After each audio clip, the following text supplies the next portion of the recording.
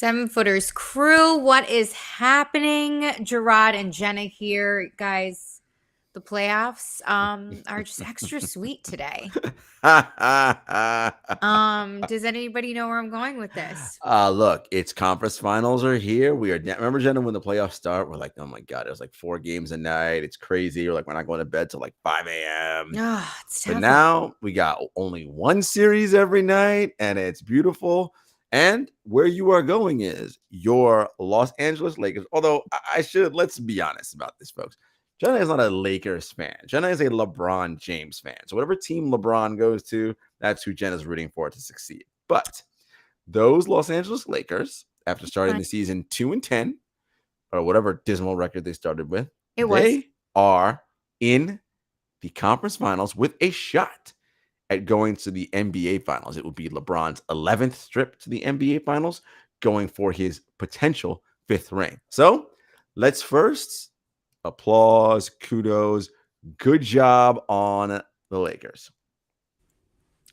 Now, I thought we were doing like the real. Oh, yeah, here you go. Yeah, golf clap. Thank you. All right. Now, Jenna, I don't want to hurt your feelings, but the reason why the Lakers are going to or in the conference finals is because of the brilliant two-way play of Anthony Davis and the incredible impact of the role players.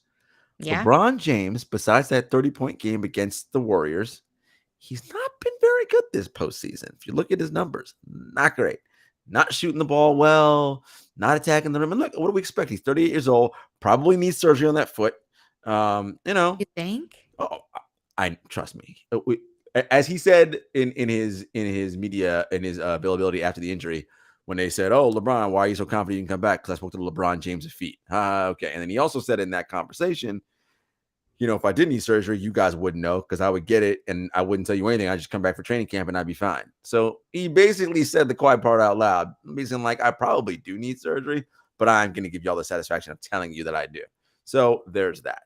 But look, Jenna, kudos.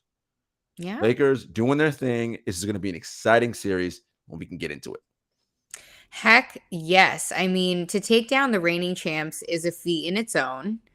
And of course, a conversation for that dynasty at another time. But yes, props to him. I mean, props, like you said, to the role players. I mean, come on. Austin Reeves, Roy Hachimura, Lonnie Walker the fourth. I mean, D'Angelo Russell, these guys have been playing well. And, Jenna, they're going to need to continue to play well if the Lakers are going to advance. And who would have guessed, too? I mean, Austin Reeves, undrafted, two-way contract. Yikes. Look, Rob Pelinka got a lot of shit for the roster being bad. The roster was always pretty good. You needed Anthony Davis, to play at the level he's playing at. And Jenna, what did I say to you? I said, the only way the Lakers are going to do anything is if Anthony Davis plays like he is the best player in the world. Shock of all shocks. They're in the conference finals. Why? Anthony Davis playing like he's among the best players in the world. Because when he is healthy and right, he is in fact that. As Jason Tatum said, which we'll get to later when we talk about Celtics Heat, after his abysmal shooting for most of Game 6 until he hit the last 4 shots, he said humbly to Cassidy Hubbard, I am one of the greatest players in the world, which, yes, true, factual statement. Yeah. Just like Anthony Davis. When he is right, you're not picking 10 guys ahead of him. You're probably not picking 5 guys ahead of him when he's right? And so, but that's the key. If he's not right, as good as the role players are, it's not going to matter. So he's got to be right. The role players got to play well, and LeBron's just got to give them something. Yeah. And like you just said, when Anthony Davis is playing right, I mean, things are clicking for them, and it's good because when LeBron's not delivering, who else do you have? So you need that, obviously. So the fact that they could operate one without the other at this point is pretty impressive. But again, the Nuggets are a different beast. So let's talk about this matchup now in the conference finals in the West. Lakers, Nuggets, obviously the Joker. I mean, and then you have him and Jamal. They're just so synchronized. It's working for them. It's finally their time. But what do you think about this? I think a lot of people are either weighing like it's going to go tight or it's just going to be not a sweep, but the Nuggets are going to. Well, the teams are pretty even, actually, Jenna, because this Lakers roster is just different than the one that they were at the beginning of the season, right? Hmm. You talked about all the role players playing well, AD healthy, playing like a top 5 player. The Nuggets do have continuity, though, right? Among all the teams that are left, it's them in Boston, right, with the most continuity. You give Miami, throw Miami in there as well with Jimmy and Spo.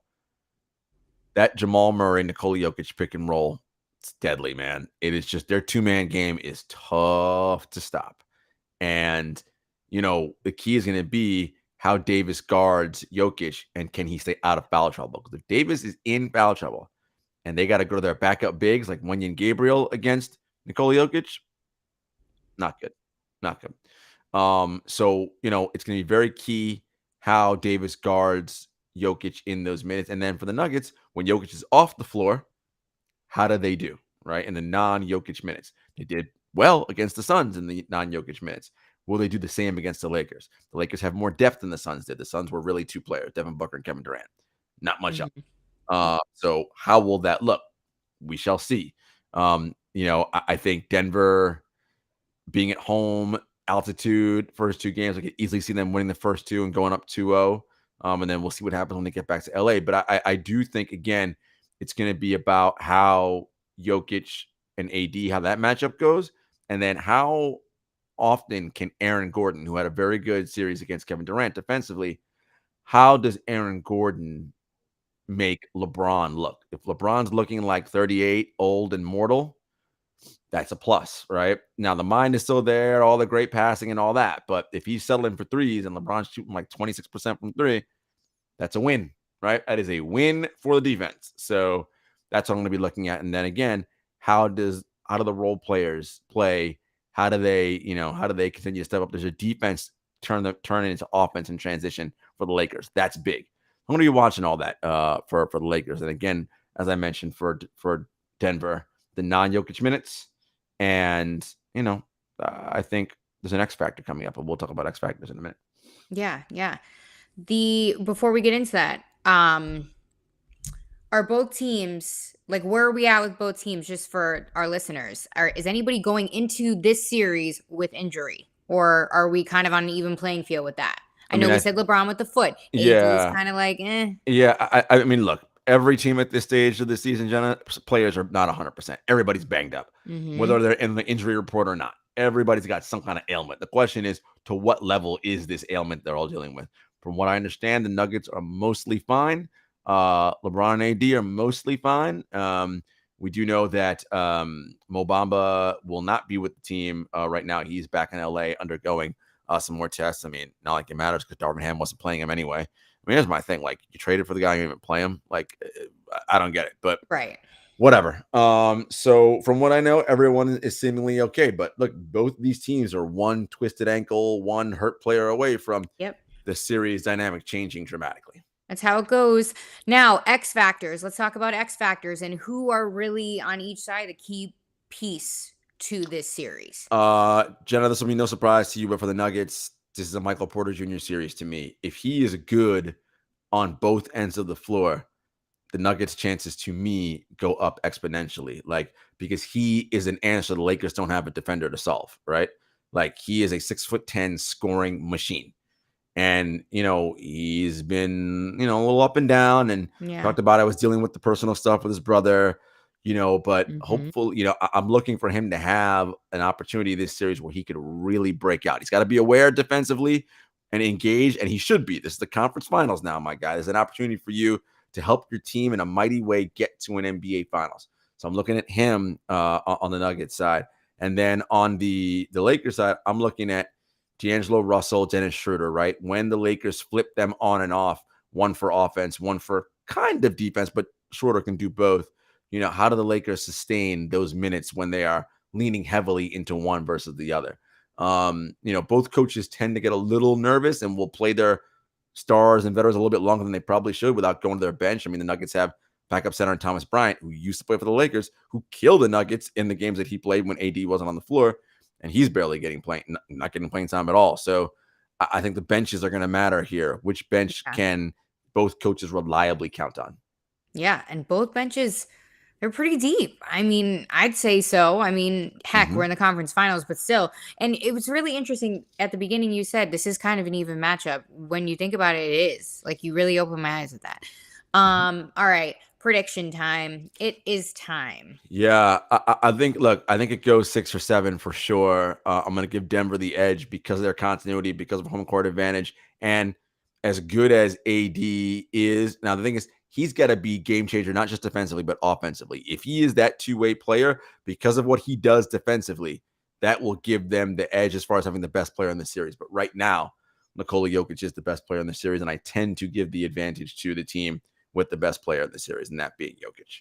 Yes, you do that. And you obviously know I'm going Lakers in 7. Obviously, Come on now. Come on. obviously. I will say if LeBron wins this Listen, it's and huge. goes say he that happens, he gets another ring, Mhm. we're gonna have to have another conversation. Well, Jenna, you and I texted about this over the weekend, and I was emotional.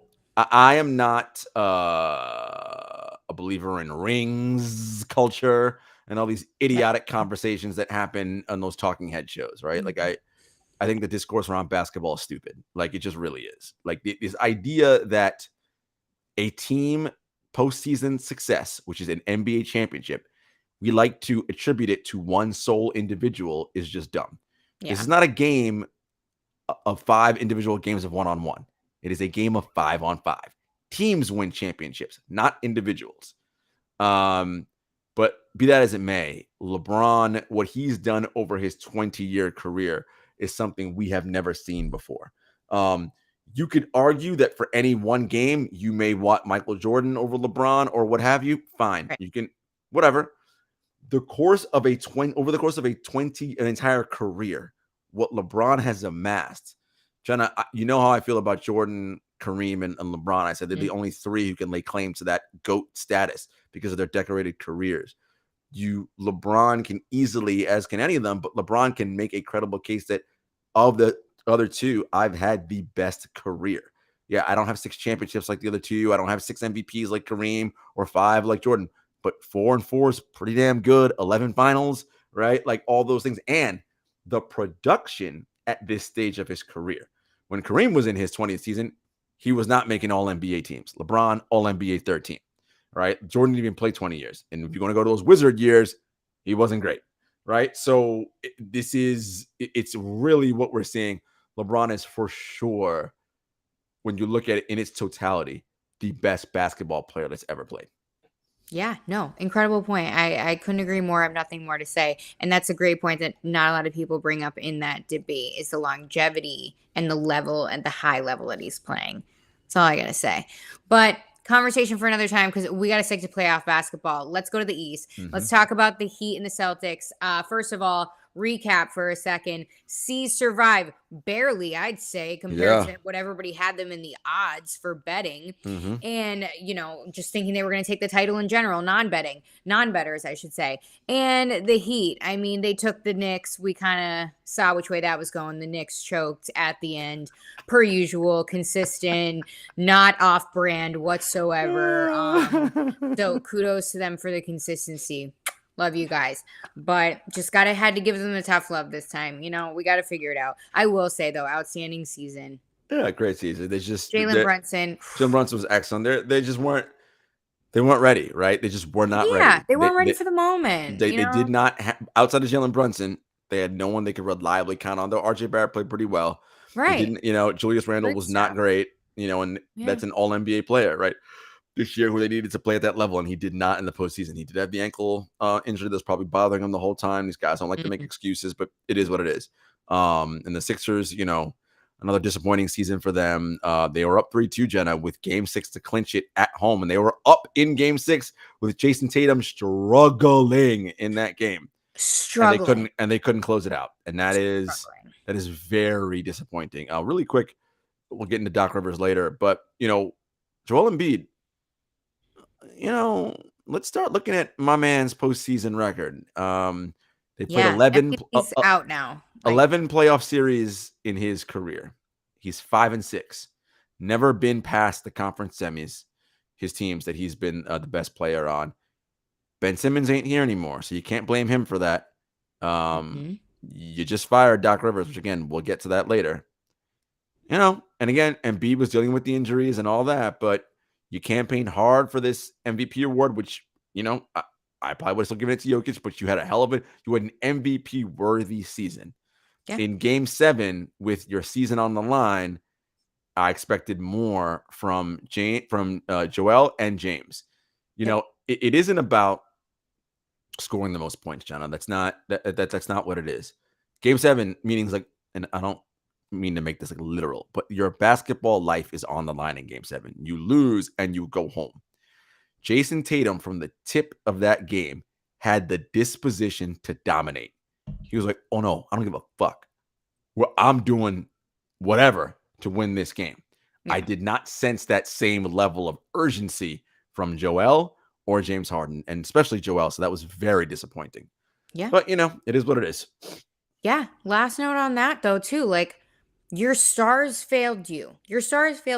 So next season is going to be the season for Joel Embiid to really look himself in the mirror because, and again, I'm not trying to shit on him. Congrats. You had an MVP season. But, all right, that conversation's out the window. We took care of the MVP now. We've been trying for years. Finally. Thank you, Jesus. Now, if you don't get past the conference semis, it's time to be like, hey, what's up? What's going on? Your stars failed you. No one else failed you but your stars. And I'm sorry, I didn't mean to cut you off. No, you're fine. But Jason Tatum sits going 0 for 10 in the first half. Mm-hmm. He gives you the majority of the game to get a lead, and then you lose by that much. They lost by a significant chunk of points. That game was over in the third quarter, Jenna. When Tatum went on that 3-point barrage, the Sixers just dropped the rope. They just all right, we're not winning it. And to me, again, as I said, individuals do not win, teams win. However, leaders of teams, individuals inspire their teams to fight and play hard. Yeah. Joel, as the best player, is supposed to be the leader and inspire that fight. Yeah. He did not. So if he ain't fighting, what do you expect the rest of the guys to do? Yeah. I was slightly disappointed in his post-game presser. Oh, yeah, for sure. Just kind of not making a joke out of it, but also quoting Giannis and stuff like that. No, you just got the MVP. You are the MVP of the league. This is your moment to step up to that pedestal and give us an MVP answer. No doubt. And he didn't do it. And again, we don't need to harp on this series, but the last note, we didn't say nothing about your boy. Who? The ISO King. James Harden. Look, so here's the thing about Harden. Who didn't show up. Harden played well in 3 games this series. He did win them those games. And in those 3 games, the Sixers won. Yep. I mean, he is no longer the player he once was, winning MVPs in Houston. That's just not his game anymore. On occasion, he can reach back into the fountain, as he showed. Right, yeah. And I said, when he does that, the Sixers have to win those games. They did. Okay. What you would have liked to see was him to be a little bit more balanced. So in game 6, when they won, at game 5, he was pretty balanced in that game. It wasn't a 40-point game, but he was balanced. It was 19 points, 13 assists. Yeah. He got to the line a bunch, made threes.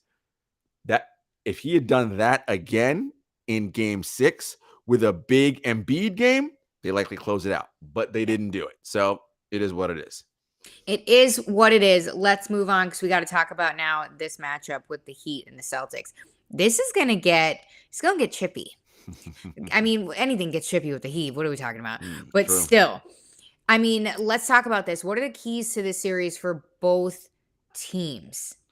So for Boston, I'm looking for them to, can you play to your level and potential? Boston, if you're looking at this matchup just on paper and look at rosters, this should not be a contest. Boston should win this pretty handily. Right. But Eric Spoelstra and Jimmy Butler and Bam Adebayo, that Heat culture, are very good. And the Celtics are also capable of playing shitty, right? That's just, they are known to do that at times. But the key for me for Boston is, again, play to your strengths. Tatum and Brown, the relentless two-way alpha predator wings that they are. You only got Jimmy Butler. You don't have Jimmy Butler and somebody else. He can't guard them both. You can only guard one. So whoever he's guarding, the other one's got to be going off, scoring, playmaking, etc. For the Heat, Jimmy, Spo, can you do enough defensively? Can you make enough threes? Look, the Heat were a bottom 3 3-point shooting team in the regular season. All of a sudden in the postseason, they're shooting lights out. Does that come back to earth and be actually who they are? If they continue to shoot hot from three, that's the rest. When you are the underdog, which the Heat are, you have to do things outside of your nature and character to pull off the upset. Well, the Heat have been shooting well from three. If they got a couple of games in this series where they make 23s, well, they're going to probably win those games, right? So I'm looking at what the Heat do. And Bam Adebayo, again, with Horford and Rob Williams are throwing at him, it's going to be tough, right? And look, Joel Embiid had a tough time, right? And he's the MVP. The Time Lord is tough. It's going to be a tough series for Bam, offensively especially. What can he do defensively to help the team, particularly on the glass, extending possessions on offensive rebounds, etc.? Yeah. Let's talk about X factors and guys that are specific to each team. Who's the X factor on each team to get the series done? I'm just gonna say really quick, for the Heat, it's gonna be Bam. I mean, yeah, like we just said, Bam's got to be special. For the Heat, what I'm looking at is Gabe Vincent and Kyle Lowry. Can Gabe and Kyle? Because first of all, Kyle is the plus minus god, and is just he's such a smart veteran player. Oh, He understands basketball mind. Oh my god, he understands IQ. defense angles. He knows how to strip the ball clean without fouling. Like the key for any team, really, defend without fouling. And the Heat do that as well as anybody. I can see a game where Vincent, because he can get up under people, and Kyle, because he can get up under people, where they bother Tatum and Brown. Brown especially with that weak handle. And I can see a lot of turnovers. And again, that's a game the Heat win. So I'm looking for that. What can their perimeter defenders do against those apex predator wings? On the Celtics side, look, it's really, can Jason be all NBA first team Jason Tatum? If he was the guy that we saw in Game 7 against the Sixers for the majority of this series, they're going to win. Because as much as Jimmy can bother him, Jason, as he humbly said, I'm one of the best players in the world, which he is. So if he's playing like that, Horford and Rob locking up the paint, Marcus Smart getting up under Jaylen Brown, I'm sorry, getting not up fouling. Under Jimmy Butler, not fouling, right? Like all these things, like they're just better, right? Top to bottom, they have more. Malcolm Brogdon off the bench, like they're just a better squad. But Eric Spoelstra will find a way to scheme up a win. Jimmy Butler's going to do Jimmy Butler things, right? So I don't expect this to be some cakewalk. And again, as we said at the top, Miami will play this physical. They're going to get it, grind it out in the mud. And, if the referees allow the game to get physical, it's going to be a battle. Jimmy's probably shirtless somewhere right now, like creating like scenarios in his head that don't even exist. No doubt. That's Jimmy Butler. That is Jimmy Butler.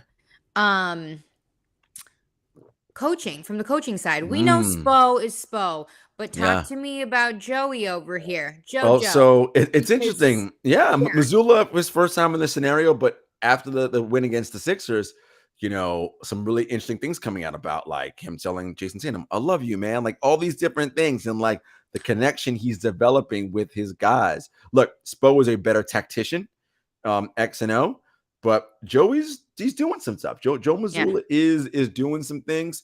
I will say, Spo is going to have some wrinkles and different things that he does, but look, that roster is limited. You don't have Tyler Hero, who I don't think is going to be back this series. There was some talk. They're not sure. Probably not till they get to the finals, if they make it that far. But look what Spo's done with Jimmy, Bam, and a bunch of undrafted guys and the corpse of Kevin Love. They found a way to get to the conference finals, right? So expect them to do some things. And again, as I said, this will not be a cakewalk series. Absolutely not. Also, last note on Spo, why on earth was I perplexed by a stat that I saw, or a non-stat, that he's never won Coach of the Year? Don't do that. Well, it's wild, right? Because early on, when they were winning titles, the idea was, well, it's because of LeBron James, nothing to do with Spoelstra, right? And then now, since not having LeBron, they've been excellent. Look, Spo's for sure. I mean, you're looking at Spo, Ty Lue. I mean, you're looking, those are Steve Kerr. These are really the best coaches in the league right now, right? Like, and Spo's got to get his credit. The problem is that the Heat don't win enough regular season games, and that's how the award's based, right? You got to win a bunch of regular season games. Although, there have been opportunities where they should have, Spo should have been someone that was honored. But either way, he's not someone I don't think needs that kind of validation. He and the Heat organization know how good he is. Heck yes. I just want to be part of it for a day. That's all. All right. Let's talk about some more sad things because Predictions, really oh, quick. I'm sorry. I I'm already had gonna the Heat going in say 7. Celtics in 6, but again, I can Okay. see this going 7 easily. And if it's a game 7, toss up. Anybody can win. I'm going Heat in 7 because I love a good underdog. You do. And I just love me some South Beach. Um, you could tell I need a vacation, but let's talk about the fallout from the Mm, conference semifinals mhm, losses. mhm. The two biggest fires heard around the NBA: the Suns fired Monty Williams, the Sixers fired Doc Rivers. Kind of saw obviously Rivers coming, Monty, I guess too, but let's stay in the West, or let's stay in the East and talk about Doc. Um, Look, this was the worst kept secret in the NBA, right? Like, Yeah. if the Sixers did not advance to at least the conference finals, the talk rumors had always been that Doc was likely on his way out. Yeah. You know, and reports that people that I've spoken to and stuff I've heard out of Philly, Doc, his voice wasn't being heard in the locker room. And once you get to that point, it's really over because they're not listening to you. So it doesn't matter what you're saying; they've Mhm. tuned you out. And that's the thing about coaches. And the reality is that as fans, you don't really see all the value a coach brings. Mhm. X's and O's is one piece of it. Yeah. You are a tactician, X's and O's person. You are a therapist. You are a motivator. You are a salesman. You are a counselor. I mean, you have to massage egos and listen to problems, build relations. I mean, you have to do a lot, wear a lot of hats, Yeah. and you have to constantly be selling your message to people that want to buy it. And if they're no longer buying, then you're just talking and ain't nobody paying attention. And that's the level that's the point they got to with Rivers, that he was talking, but they weren't listening. Mhm. And once that happens, it's over. You know, Daryl, the names you're gonna hear are Monty Williams, Sam Cassell, who was Doc's assistant, Nick Nurse, etc. The only name you guys should pay attention to is Mike D'Antoni. Um, I heard this today. Tell me why. um, I mean, I know why. Daryl's success the greatest success he's had as a GM in Houston were those 4 years with D'Antoni, when they were 212 and like 100 and something, right? They won a bunch of games, went to the playoffs 4 years in a row, were a Chris Paul hamstring away from beating the vaunted KD Golden State Warriors and getting to the NBA Finals, right? His coaching style is one that meshes with Daryl's analytical belief in the way the game of basketball should be played. Um, you know, so watch out for that name. And Mike is someone who clearly knows how to work with James if James sticks around. But I if was they gonna hire say, if yeah. they hire D'Antoni, expect James to stay. And he is someone who can likely get through to Embiid, and knows how to manage egos and stars, right? So that's Mm. a name I'm looking at. But again, expect they'll interview Sam Cassell. They might interview Monty Williams. Nick Nurse might get a look as well. But D'Antoni is the name that I'm watching. All right, all right. Speaking of Monty, let's talk Mm. about this real quick. Monty Williams out in Phoenix after that just ousting. To get 2 seasons in a row, Jenna, that the Phoenix Suns in a game 7 Mm. on their, well, no, this was in Denver, or this was game 6, not in game 7 Mhm. this year. But either way, in a closeout game on their home floor where they laid an egg. They were just bad. And again, the question is, this is more of a new owner thing, right? Matt Ishbia, new owner. New owners love to put their imprints and fingerprints on everything when they take over and buy a team, right? Yeah. He was the one that everyone knows that pushed the team to make the Kevin Durant trade. Okay, they did. In that, they gave up a lot of their depth, right? With Cam Johnson and Mikal Bridges and all of their draft picks. So they don't have a whole lot to work with going forward. DeAndre Ayton did not play well. And remember, Jenna, we talked about this last year, that DeAndre Monty relationship, while it seemed like on the surface this year things were okay, it doesn't seem like it ever resolved itself. That is No. possibly a thing. Look, again, it's going to come down to, can the Suns find somebody who is going to implement a system on both ends of the court that KD, Book, and Ayton, for as long as he's here, if they don't trade him or whoever else they bring in, is going to buy in and be willing to play. That is part of the job in the NBA. Can you get your best players to buy in? If they're not bought in, I don't care what the hell you're saying. It's not happening. Who that person is, I have no idea. I will say that the rumors leaking right now is that their preferred option is Ty Lue. Ty Lue still has years left on his contract in LA, I believe. We'll see what works there. Interesting stuff. All right. Well, that is it, guys. I mean, we are getting down to the wire here, but we have the conference finals. Lakers on Tuesday, May 16th, the day we're recording. And stick with us because not too much longer here. Finals begin on June 1st. Absolutely. And tonight is the NBA draft lottery. We get to find out the order for the upcoming June draft. I mean, the number everybody cares about is number 1. Who is going to get 1 and select French teenage sensation Victor Wembanyama? We shall see. My 2 cents is I don't want him to go to any of those dumpster fire organizations like Charlotte, Houston, Detroit. Please, I hope he goes to San Antonio. Wouldn't he play well with Powell? Mankato? In Orlando? Yeah. Yes. A lot of good young guys down there. For sure. I'm not sure Orlando is a great organization. Right. That's, listen, most of these teams, Jenna, they got problems, right? They're just not well run. And I think Victor can be special, but I want a team to proper and how they develop him, how it comes along, because he could really be a game changer. But we shall see. That's it.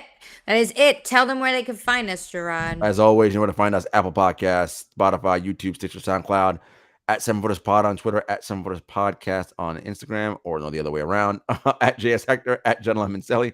And until next time, everybody, peace.